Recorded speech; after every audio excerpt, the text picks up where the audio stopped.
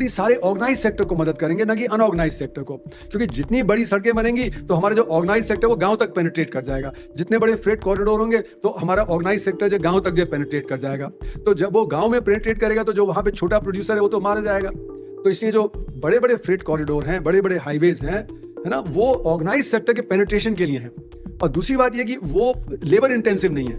पहले जब सड़क बनती देखते थे हम 70s और 80s में, तो सैकड़ों लोग काम करते दिखते थे।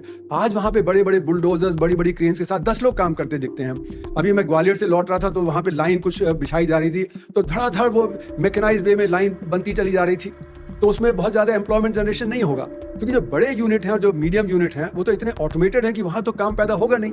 कृषि में भी काम नहीं पैदा हो रहा, क्योंकि वहाँ पे भी मैकेनाइजेशन चल रहा है। तो इसलिए आपको करना क्या है कि आपको जो कृषि में जो कृषक है उसकी आमदनी बढ़ानी है, माइक्रो यूनिट्स और स्मॉल यूनिट्स को बढ़ावा देना है, तब आपका एम्प्लॉयमेंट जनरेशन होगा। लेकिन सरकार की नीति है कि हम जो अनऑर्गेनाइज सेक्टर को ऑर्गेनाइज कर दें, जो कभी होने वाला नहीं।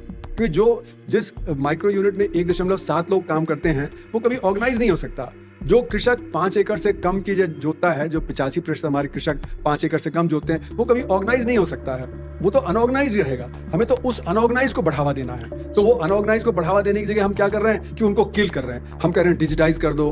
अब वो डिजिटाइज नहीं हो सकते हैं। अगर आप ये कर रहे हैं डिजिटाइजेशन वगैरह, तो आप माइक्रो सेक्टर को किल कर सकते हैं पर उसको ऑर्गेनाइज नहीं कर सकते, है ना। तो इसलिए मेरा ये मानना है कि आपने जो जीएसटी किया वो भी इसीलिए किया कि ऑर्गेनाइज सेक्टर आगे बढ़े। आपने डिमोनेटाइज किया वो भी इसलिए किया कि जो आप ऑर्गेनाइज कर दें उसको।